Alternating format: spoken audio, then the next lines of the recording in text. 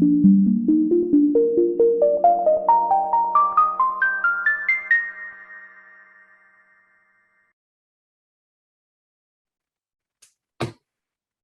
good afternoon and welcome everyone. My name is Gary Bittner with Air Control Systems. I'm the co-chair of the On the Menu program with Nicole Bonita with CBRE.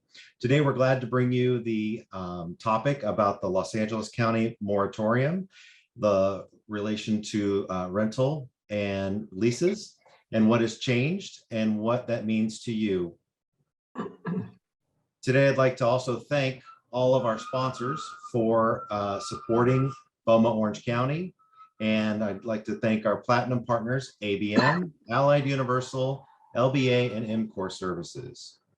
Those partners include the representatives, Jasmine Jean, T. Wang, and Katie Samaha. Thank you so much. I hope you've joined us today.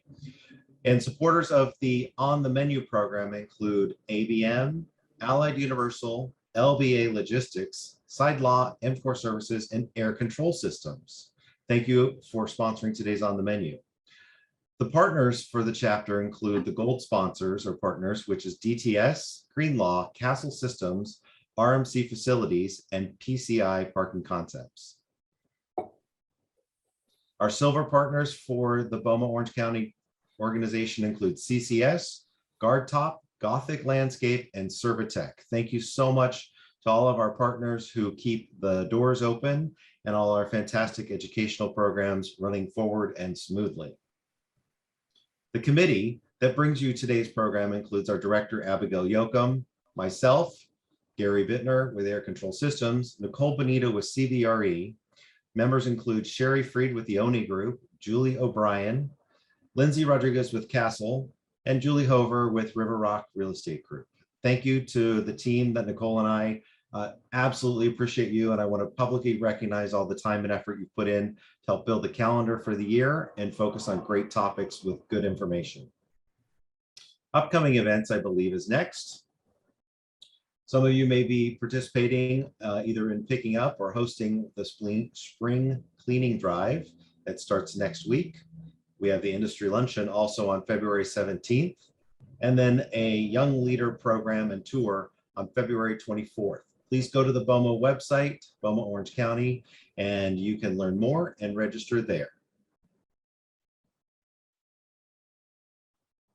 So with that, I'd like to bring on Rick Seide, Ellen TICKNOR, and thank them for, again, bringing us an amazing topic related to the legal effects of the Los Angeles moratorium on rental payments. And Seide Law, thank you so much for supporting BOMA Orange County and many of the BOMA activities throughout Southern California.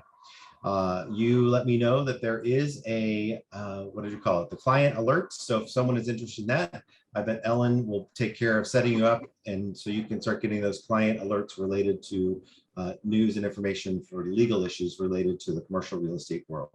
With that, let's welcome Rick and Ellen to the Rick and Ellen Show.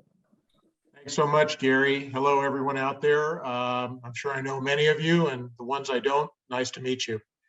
We're going to talk about something that's important to everybody who's in property management and property ownership today. But we want to caution you that what we talk about this afternoon has to do with commercial real property only. It has nothing to do with residential property, which is covered by the COVID Tenant Relief Act, which is statewide. So if your portfolio includes residential property or you have friends who manage residential property, nothing we say here today pertains to those particular types of product. Some of what we say today is going to make you very happy. A few things we say today is going to make you shed a tear or two. But we hope that the happy stuff really outweighs the not so happy stuff. And to kind of lead us off with the history of where the county has been in terms of protecting tenants during COVID, I'm going to hand it off to Ellen. Thanks, Rick. Hey guys, so glad that you were able to join us today. Big thank you to Gary and the entire BOMA committee for putting this together. And also big thanks to Martin and Bill from Communications Lab for giving us so much support and always helping us out with everything, including a much more creative slideshow than what I would have come up with. So first, I want to start off by giving you an overview of how I feel about the Los Angeles Board of Supervisors. So a joke for you guys: how many people on the Board of Supervisors does it take to actually enact a moratorium? One. Well, actually 5 plus the secretary. 1 to enact the moratorium, and the other 5 people to slowly spin the chair for 22 months without ever thinking about commercial landlords. Ha ha ha. So anyway, let's start with how this whole thing happened and when it happened.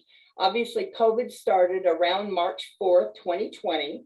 And in the middle of March of 2020, LA County enacted a moratorium. Originally, the county covered the areas that the county should cover.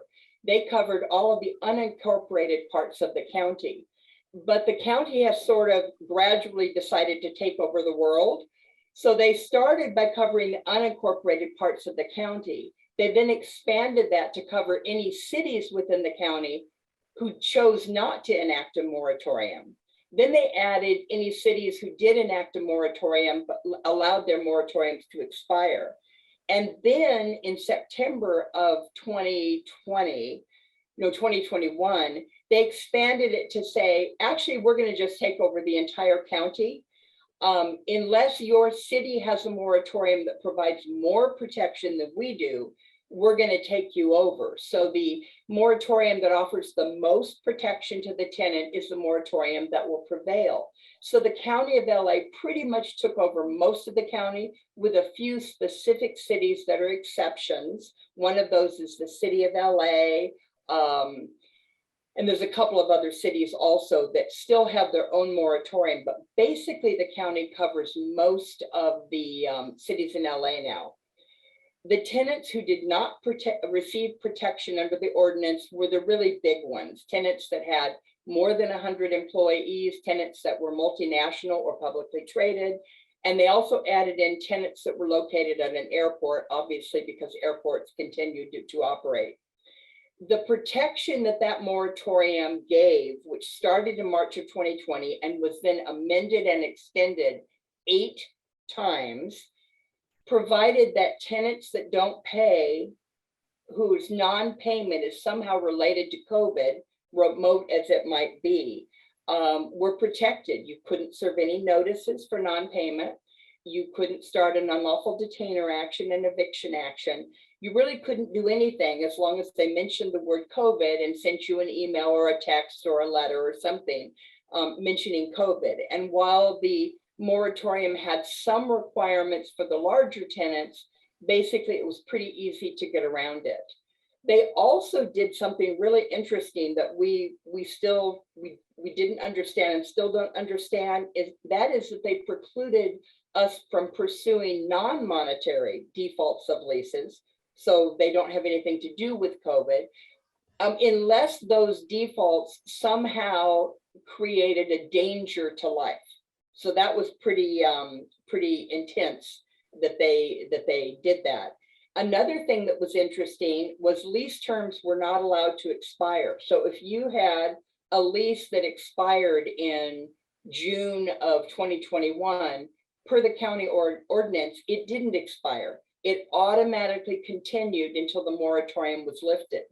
So basically, they stripped commercial landlords of all of their rights, and that's been an ongoing battle, but that's what they did. No late fees, no interest, no penalties of any kind could be assessed. And the repayment terms were very extensive. And that is, with the smaller tenants who had 1 to 9 employees, they're given a full year, 12 months, to repay any money that was deferred between March of 2020 through January of 2022. That's 22 months of rent that could have been deferred, and they get an additional year to repay that money. And there are no repayment terms prescribed. So they just repay it sort of whenever they want to repay it.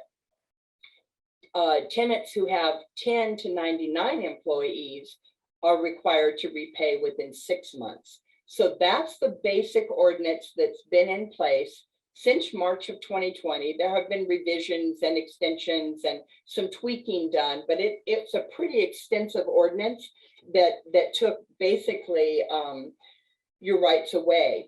We frankly expected in January, this was supposed to end in January of 2022, January 31, 2022. Honestly, if I was a betting girl, I would have bet that they would have extended again, only because the COVID numbers were continuing to increase again. And we thought that would be the perfect excuse for LA to extend again, but they surprised us. And Rick, you want to tell them what they did in January?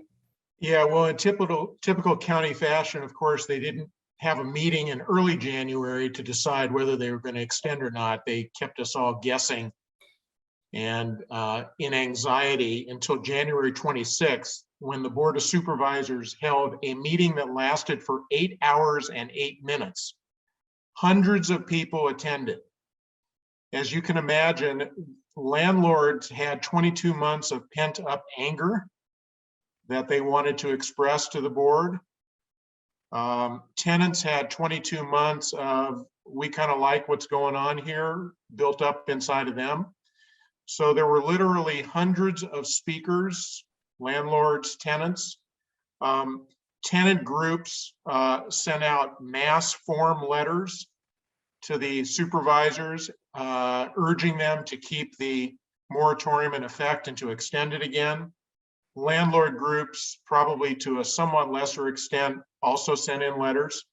So it was a raucous, anxiety-filled, angry meeting, but happily, some things happened there that are a benefit to commercial landlords. So officially and technically, the commercial moratorium ended on January 26th, but they didn't give landlords everything that landlords wanted or everything that would make landlords happy.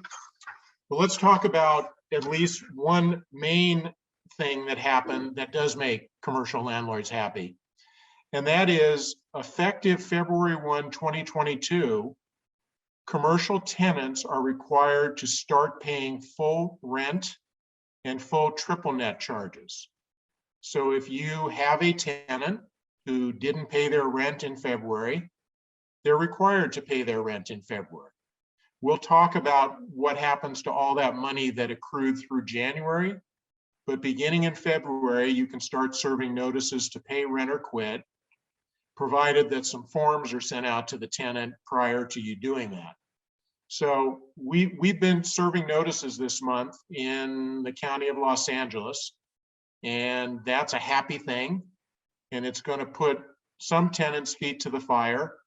So at least you start getting them, hopefully, either on a track to paying their rent on a current basis, or you start going down the track of an unlawful detainer if they don't pay their rent after they're served with a notice. Ellen, you want to take over? Sure, that was the good news. And we tell people, remember, you've had nothing for 22 months, no rights whatsoever. So even though this isn't what we were hoping for, they threw you a bone, and you know, given you've had nothing for 22 months, that bone of being able to start collecting current rent is something to cheer about. And that's the good news. The bad news, and I've had so many calls and so many emails about this, the bad news, repayment terms are not enforceable. So even though tenants with 1 to 9 employees are supposed to start repaying that big chunk of deferred money and start paying it for the next 12 months, the moratorium, when they lifted it, it was very, very clear you cannot serve them with anything if they don't start paying back the deferred money. And you may not start an action against them if they do not start paying the back money. So even though the ordinance says tenants with 1 to 9 employees are supposed to start paying back the money the month following the expiration of the moratorium, that would be February of 2022, they really don't have to do so. And the medium tenants who have 10 to 99 employees are supposed to repay the money back in 6 months in 6 equal installments. But if they don't, you do not get to serve them with a notice to pay, rent, or quit. You do not get to start eviction proceedings. If your tenants start paying current rent in full as of February 2022 and keep paying each month thereafter, you're kind of stuck. You have to allow the entire repayment period to expire before you can take action on the back money. So for your medium-sized tenants with 10 to 99, that's 6 full months, which would take you to August of 2022. And your small tenants, 1 to 9 employees, have a full year, which will take you to February of 2023. And that's not making people happy, but it is what it is. I always say, please don't shoot the messenger. We're on your side. Another thing, when a tenant makes a payment, you have to apply it to the current month that they are sending it for, or to whatever month they designate on their check. The only way you can ever apply it to old money is if they agree in writing that you can do so. So if they pay you the February charges, you don't get to go apply it to, June of 2021 or someplace else on the old delinquency. Even if your company policy says that money is applied to the oldest balance, even if your lease says money is paid to the old balance, you cannot do that. The moratorium is very, very clear. This resolution they enacted on January 26th, and my apologies, it's always been called a moratorium. They changed the name at that January 26th meeting. It's now the resolution. So per the resolution, you may apply money only towards the month that they want you to apply it to, and you are to assume it's to the current month unless directed otherwise, and that direction does have to be in writing. Another thing that we thought was really interesting is, let's say that your lease has a personal guarantee attached to it. You've got somebody connected with the business that has guaranteed the full performance of the lease terms. You cannot take action against the lease guarantor during the repayment period. The lease guarantors are also protected with the small tenants, the 1 to 9 employee tenants. Really interesting. So they're basically saying, as long as your tenants start paying February 2022 rent in full, they're still protected. Simple as that. They are still protected. Another thing that's really important that some of you may be aware of, but a lot of people aren't, when the county puts requirements in place, they do not necessarily put out there, a public message or anything where you could pick this information up. We have to really go into this stuff, read it, and find things. But please be aware that commercial landlords are required to provide written notice to every small tenant of their protections. And there's a county form which we have provided to you, and Bill has said it's going to be made available at the end of today's webinar. There will be a link you can go to that has a county form that is notice of protections that you are required to send to all of your small tenants. And that's mandatory. If, let's say, later on in February, you realize that somebody hasn't paid and want to take action against them, we have to show proof of service that you have sent out this form. So that's really, really critical. For those of you that have any non-paying tenants, please print off this county form and make sure you mail it out to your tenants. We suggest you mail it out to the tenant and any lease guarantor, to the premises address, to any notice address provided in your lease, to any home address of a guarantor if you have it, and to any designated agent that you would find on the Secretary of State's website. So do a mailing to all of those places, fill out a proof of service, and that way we have a record that you did send that out, and that you send it out to all the places it should be sent out to. We tend to err on the side of caution. If you have an email address, email it to them too. What you want to do is make sure you're set up so that you look like the good guy. If we end up having to take action, or counsel of your choosing ends up having to take action, you want to make sure that you are the landlord who has dotted the I's, crossed the T's, done everything required of them so that you look good. Because as these cases start to go to courts, please understand that the legislature up in Sacramento and the Board of Supervisors in LA County has made it very, very clear that they are erring on the side of protecting tenants at all costs.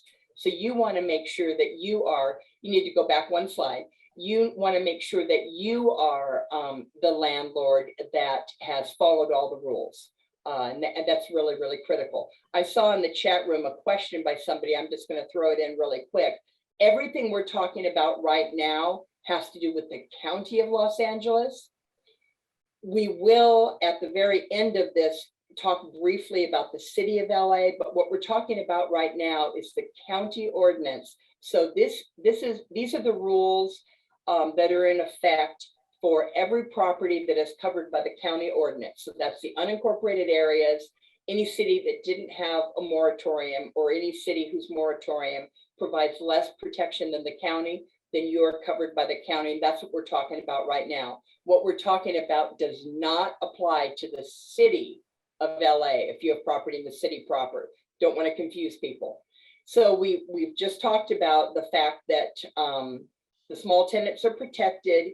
You can't go after the lease guarantors. And also, you may assess no penalties whatsoever, no late charges, no interest, no fines of any kind from March of 2020 through January of 2022. Next slide. Rick, you want to talk about the month-to-month issues? Yeah, just to make it clear to everybody, you're never going to be able to use the money that accrued through January of 2022 as a basis for an eviction. You may be able to sue tenants for that money if they don't pay it back during the repayment period, but it's not going to be some money that you can use as a notice to pay rent or quit to evict them. That money is in a separate pile. It can be pursued somewhere down the line if it's not paid, but not in an eviction case. So let's talk about 30-day notices. One of the incredibly frustrating things of the past 22 months was the fact that we couldn't serve 30-day notices because no lease ended. The county said, even if your tenant's month to month, even if the lease expires in August of 2020 or November of 2021, the lease term extends until the moratorium is over. Well, the moratorium is now over. We're now in the resolution stage, which allows commercial landlords to do certain things. So technically, for tenants whose leases have expired or who are month to month, you can serve a 30-day notice to terminate those leases. But there is a huge caveat that we want to point out to everybody. And that is, if the only reason why you are terminating a month-to-month tenant is because that tenant took advantage of the moratorium and didn't pay you rent, that will be deemed to be by a judge or a jury as retaliatory. In other words, you're retaliating against the tenant for the tenant taking advantage of an ordinance or a statute that it legally could take advantage of. And 30-day notices cannot be served when a landlord is retaliating against a tenant, either because the tenant has used an ordinance or resolution that it's entitled to use, or the landlord chooses to retaliate against someone because of their race or their religion or their ethnic background. And actually, this is a law, or this is part of the law that's been in effect for decades and decades and decades. It's not just something that we have to be worried about now. So if you have a legitimate basis to serve a 30-day notice, for example, your tenant is an under market tenant, and you've got a huge creditworthy tenant or a more creditworthy tenant who's willing to pay market rent for that space, well, that's a good reason to serve a 30-day notice. But again, if what you're doing is trying to punish a tenant because the tenant took advantage of the Los Angeles County moratorium, that's not going to be a good ground to serve a 30-day notice. And I think Ellen pointed this out. Legislatures, judges, everybody is going to err on the side of protecting tenants. So if there is any basis for an unlawful detainer action to not be deemed in the landlord's favor, judges are going to take advantage of that.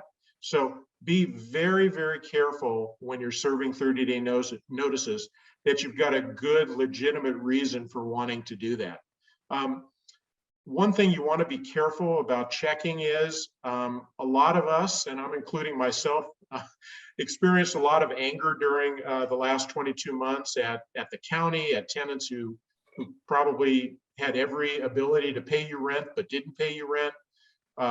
So sometimes emails or letters went out to tenants telling them that they were going to rue the day that they ever stopped paying rent to the landlord, and that the landlord would do whatever it could to get them out of the space once the moratorium ended because of their failure to pay rent.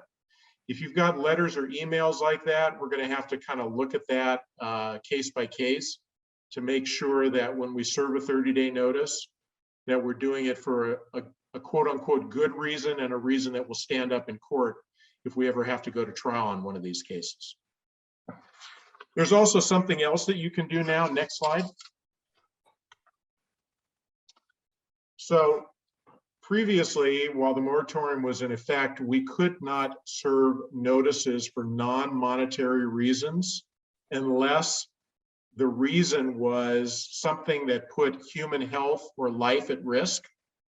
Now that sort of, incredible standard that no one can ever meet has been removed. So we can serve notices for non-monetary defaults under a lease. I think if you look at the slide, you can see that we've got to have a good reason. So judges, again, are going to err on the side of protecting tenants and not putting them out of business for reasons that they consider to be minor. So if you've got a tenant who's parking too many cars in the parking lot, and you've had a few complaints from other tenants, but it's sort of an on again, off again thing, that's probably not going to work. Valid reasons, however, are going to be things like failure to have insurance in place, use clauses, they're violating their use clause, marijuana use in a space. All of those are good, valid, non-monetary reasons to put a tenant in default. I'm trying to think of some others, and Ellen may have some others that she can think of, but Rick, again, let me jump in here for a second. Yeah, sure. On the marijuana use, let's be really careful there. It's going to be a tenant who is operating an illegal dispensary. A lot of cities now allow dispensaries to be in place, and if the city allows it, that's not going to be a breach. The dispensary has to be illegal, which means either you have a lease with really strong anti-dispensary language, or you're in a city that does not legally allow it. Like, in Orange County, it's Lake Forest, different cities that preclude these things. So a dispensary isn't necessarily a breach that can be corrected. It's a dispensary that is either prohibited by a particular city in LA County or is prohibited by the lease language. That would be a really big one. I think not just a use violation, but also any violation of an exclusive use provision. If you have a nail salon and then you've got a spa, and the spa starts also doing nails when they are only supposed to be a spa and not compete with the nail salon. Any violation of an exclusive use provision, that would be a really good one. Again, the insurance, lack of liability insurance coverage is a big one. But, you don't like dogs on the property and they're bringing a dog that's not really a guide dog, but he's kind of their pet, that probably isn't going to fly. So again, the judges are likely not going to evict somebody for something that's just annoying. They're going to allow you to evict somebody if they're doing something that harms another tenant, breaks the law, or puts liability, increases your liability. Just let me add just a couple of things. That's always sort of been the case. This isn't anything new. We've always had difficulty evicting tenants for sort of minor problems. It's possible, but it's even less possible now than it used to be. So to sum it up, you can serve 30-day notices to terminate month-to-month tenancies. You can serve default notices for non-monetary defaults. We just have to have really good reasons or really significant non-monetary defaults for us to be able to do that. One more thing I'd like to jump in, Rick, on 30-day notices. A lot of you have had no reason to serve those for the last 2 years. Make sure that you contact us if we work for you, or you contact whatever legal counsel you use. Make sure that you get the latest, greatest 30-day notice before you start serving notices, because the forms have changed and the language required in those forms has changed over the last couple of years. So you don't want to serve a notice and end up, 32 days later having to serve again.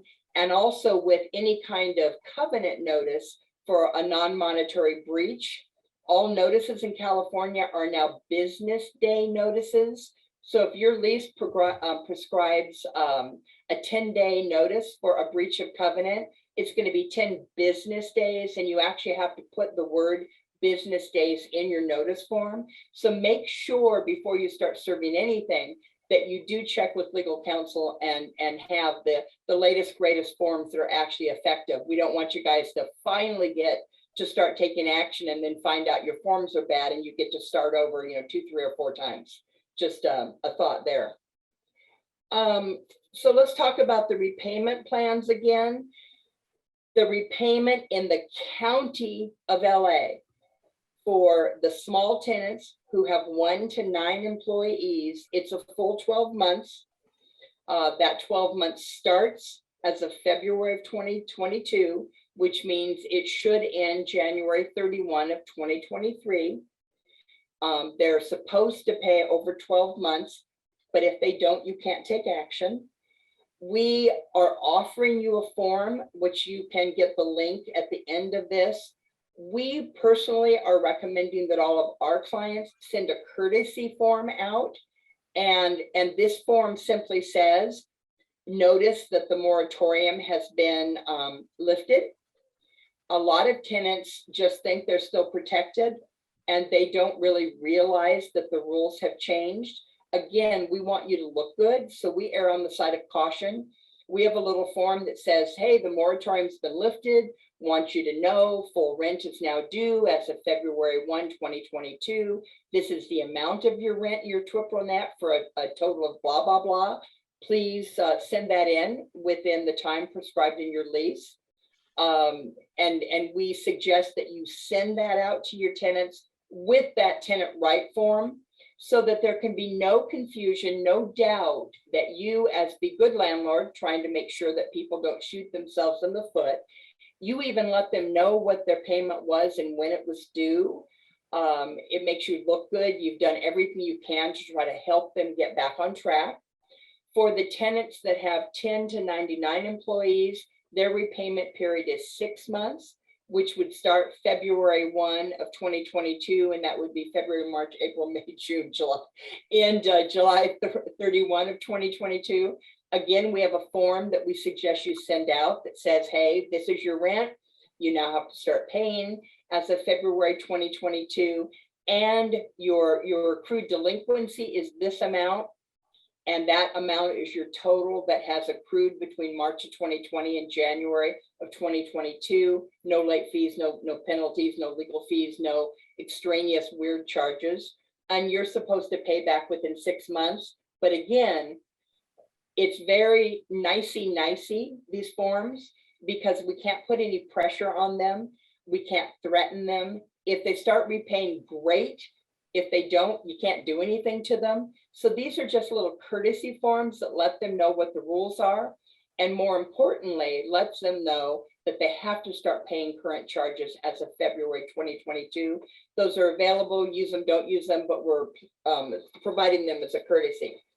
Again, if they do not start making payments towards the old delinquent balance, you may not take action. You may not serve a notice for the old balance. You may not start a UD action. You may not send out a demand letter, a notice of breach letter, send them an nasty email. There is no action that you can take. We sent out a client alert a week ago, and I mentioned in the client alert that there are 2 pages in that resolution, 2 pages of things a landlord should not do, 2 pages of no-nos. I mean, it's ridiculous. You basically can't frown at them as you walk by them. So be very, very careful and err on the side of caution. There's also 1 entire page of penalties that can be assessed against landlords who break those rules.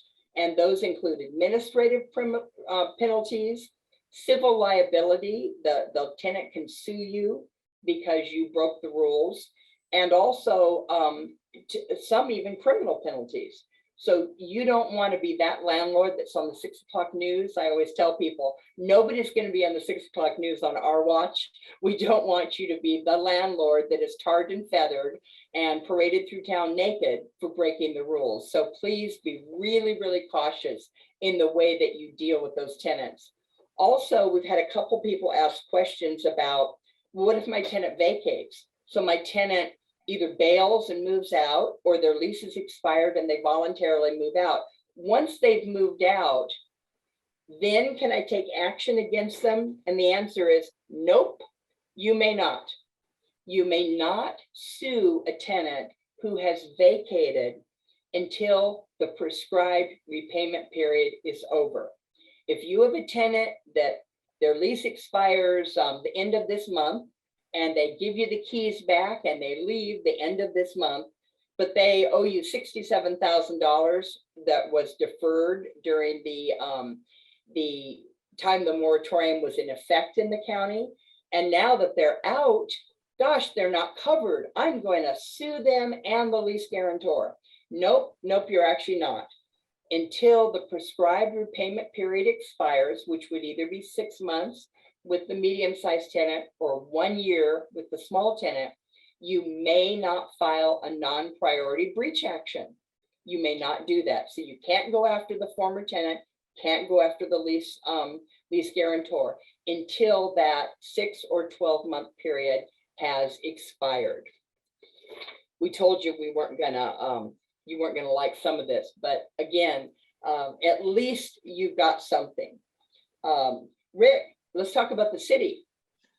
Well, so at the beginning, Ellen discussed the fact that the moratorium of LA County applied to everybody unless a city had a more restrictive moratorium. So there were a few cities that did have more restrictive. And now that the moratorium has been lifted in LA County, there are some cities that are still maintaining their moratoriums. And one of those, to the best of our knowledge, is the city of Los Angeles. That moratorium probably won't be, well, it won't be terminated until the mayor declares that the emergency is over. Given that Mayor Garcetti is preoccupied heading off to be ambassador to India and getting himself out of hot water because he paraded around SoFi Stadium without a mask on when he was with Governor Newsom, he may not be all that focused on declaring the emergency over. My gut tells me that he's going to do something like that they will follow suit with the county fairly soon. But to the best of our knowledge, the city of Los Angeles still has a moratorium in effect.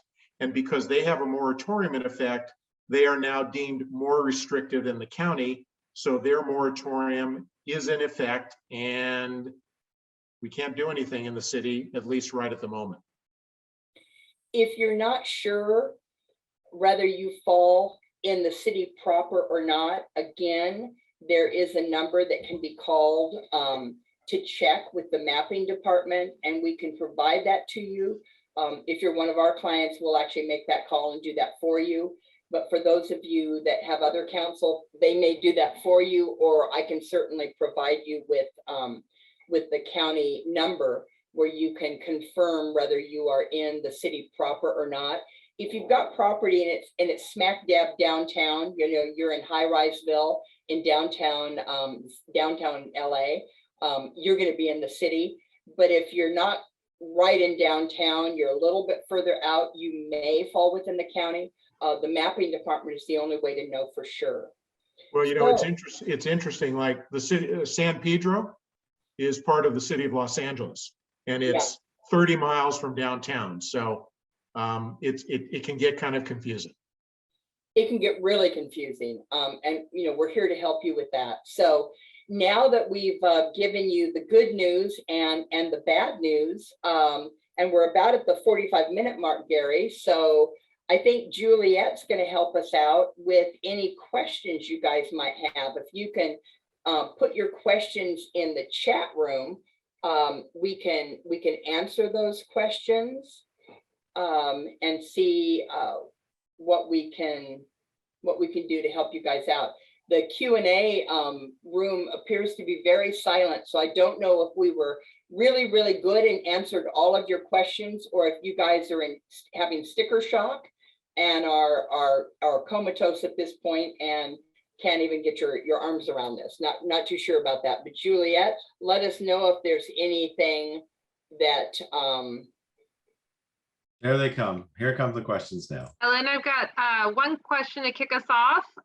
Is a landlord able to negotiate any payment terms with a tenant who has 1 to 9 employees as long as it's more than 1 year? Really good question. And the answer to that is yes. You nailed it, Juliet.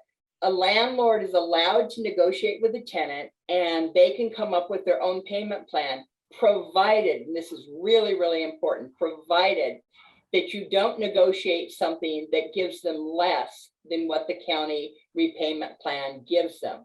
So if you talk to a tenant and they have 1 to 9 employees and they tell you that they're going to pay you in 6 months instead of 12, that's great, but you're not going to be able to enforce it, because the county ordinance is very clear and says any repayment plan that is negotiated that gives them less than what the county gives them is deemed null and void.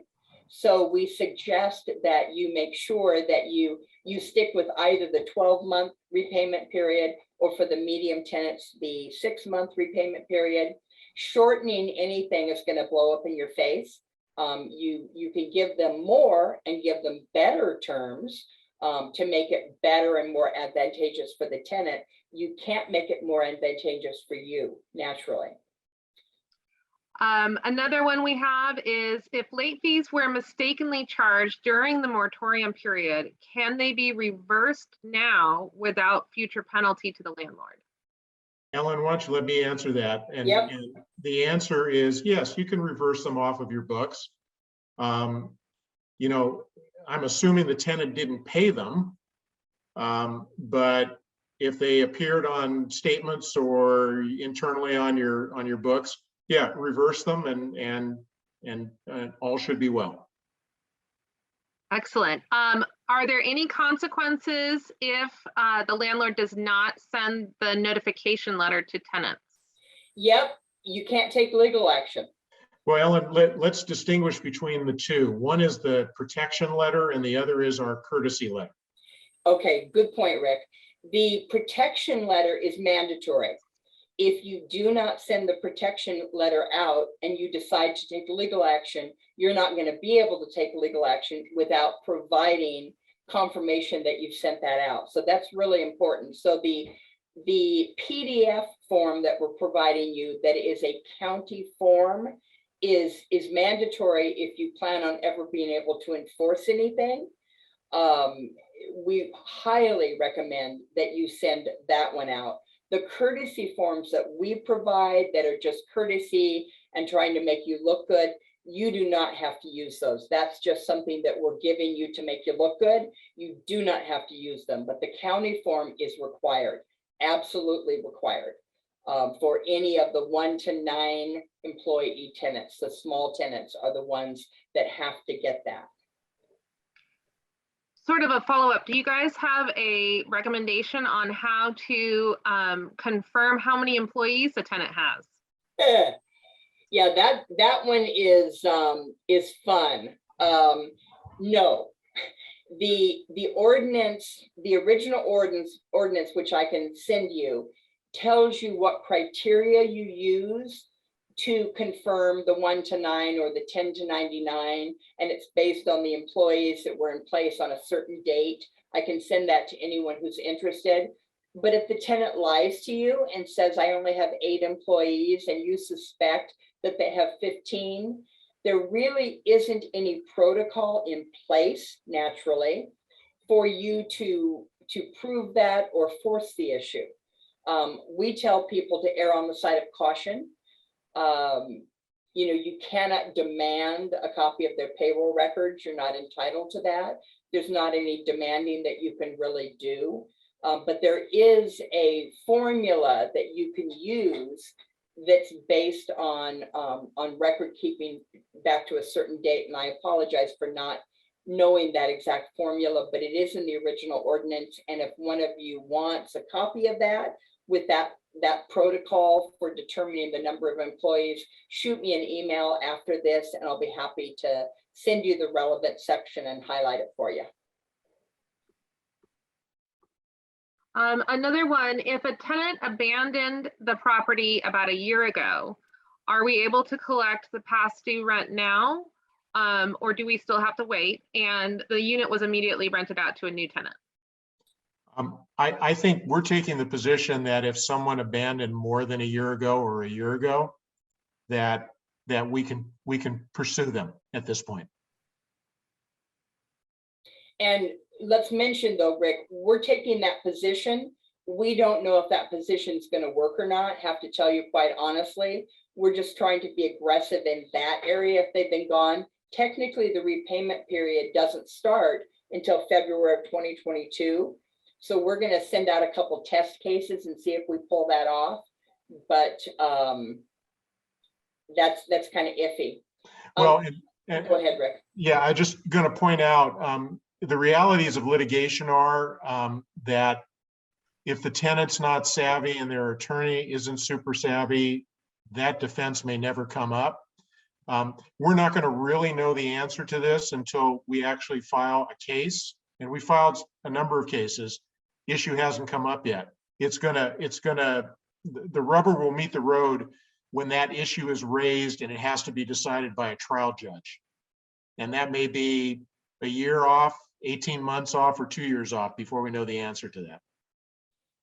Juliet, I see a question here from one of our clients that I'd like to address before you go to the next one. Somebody said our buildings are located in the city of LA. Hi, Singh, how are you? In the city of LA, and the moratorium is still in effect. Should landlords provide the county rights notice for tenants in the city? No, because the city ordinance is not the one that's in play. They're covered by the city ordinance, so you don't want to confuse them and send them something put out by the county. So that would be a no. A couple of questions on updates for outside of LA County. There was a lawsuit last year challenging the LA County moratoriums, as well as are there any updates on San Bernardino or Orange County? I'll jump in on that one because I'm the rep for BOMA to BOMA Cal in Sacramento. The lawsuit filed against the County of LA is called Iton versus the County of LA, and Business Properties Association are lobbyists for BOMA and other management-oriented groups like IREM and ICSC and NAOP and crew helped to fund this lawsuit where we sued the County of LA saying you violated constitutional rights, et cetera, et cetera, et cetera. That lawsuit is still pending. But you have to understand that the LA courthouses are very, very backlogged. First of all, the state closed down the entire court system for 3.5 months at the beginning of COVID. That was fun, not. And then when they opened them back up, they didn't open up at full staff because they had to deal with social distancing. And they're also dealing with lots and lots of people out on sick leave because the COVID numbers have gone back up. So the court system to put it diplomatically, kind of a disaster right now. So the case Iton versus the county is still floundering. I mean, it won't get to trial for another 2 years. The lawsuit was filed to try to put pressure on the county. That lawsuit, realistically, the way litigation goes, nothing's going to happen for a long time still, and that won't be resolved. We were just desperate to do something to try to support commercial landlords, which is why that lawsuit was filed. As far as the question about other areas, we have tried really, really hard to stay up on ordinances, given that we work in 6 counties and there are a couple of hundred cities in those counties. It's been very, very challenging to stay up on everything. I can tell you that there's nothing in effect anymore for Orange County or the cities in Orange County. Those ordinances have all expired and the repayment periods have expired. So you're pretty good to go in Orange County. For Riverside and San Bernardino, I honestly don't have those committed to memory. If you want to shoot an email and ask about a particular city within those counties, we can look that up for you. But you know, the ones that I've committed to memory are obviously the county ordinance because it impacts everyone, the city ordinance because it's really huge, and then a couple of others that come up on a regular basis. But the rest of them, we really just, it's really hard to stay up on every single one of them all the time. Ellen and Rick, what about the statute of limitations for collections? As I recall, previously was about a year that you could collect on. Is there going to be some sort of extension on the statute given the moratorium if the debt was incurred by the time we get to court 2 to 3 years in the past? Rick, do you want to address that? I think she's talking about the 1-year period, which does apply, but it's not really a statute. No, it's not. It's an ordinance of the city, and I wasn't sure I understood the question completely. It's the 12 months, Rick, for back rent. That's what I was asking. Correct. Is that going to be extended? Probably not. So if a landlord doesn't get paid after this 1 year and it's 2 or 3 years down the road, they're never going to see that money. Rick, can I jump in here? Because Sure. there's a different, Juliet, there are 2 different things going on. The unlawful detainer statute says that you can only go back a year in a notice. That's one issue. Since we can't go back any further than to February of 2022, that doesn't relate at all in LA County. For people outside of LA County, like Orange County, you can always serve a notice for rent that goes back 12 months, but not any further than that. What you're talking about is the statute of limitations, and the statute is 4 years for a written lease and 2 years for a verbal. So you can sue a tenant for collection of past due money up to 4 years after their default. So any issue with the repayment terms doesn't apply at all because you've got a 4-year statute. I think that the 1 year thing that you're talking about, you're thinking of is what we've talked about with service of notices, which is a completely separate issue. Does that make sense to you now? That's perfect. Thank you. Great. You're welcome. I think that's all the questions we have in the chat. I see one more. Thea, if a tenant breaks their lease after the moratorium expired, what can you do about the outstanding balance that incurred during the moratorium? And it's the same thing. The repayment period has to expire first. So you can't go after a tenant for money that was incurred during the moratorium until the repayment period has expired. Lawsuit, got it. Did we miss any, or are we good? We had a lot come through there, so that's a great question, Ellen. Yeah, I'm just looking real quick. Did we get all of the Q&A, Juliet? Yes. Not just the, okay. Yeah, and Bill made the attachments available. and I'm just looking up. Yeah, so I think we've done everything. again, we want to thank you guys for your time. Some of this stuff is pretty dry, so thanks for staying engaged. Thank you again to Martin, our manager, and to Bill, who really helped out here, and for Gary and Abigail and Juliet and the rest of the BOMA committee for putting this on. We really appreciate you guys, and always thank you for including us in your fun stuff. Yeah, thanks so much. Well, I have to tell you, the On the Menu team is nothing but fun. Well, thank you so much, Rick and Ellen, for joining us today. We really do appreciate everything you do for us and the time you put in educating us. Thank you from the committee. And with that, we will wrap it up today. Thank you, Bill, for coordinating everything, Juliet for handling the Q&A at the end, and I'll see everyone soon at a live event. All right. Thanks Bye, a lot. guys. Bye-bye.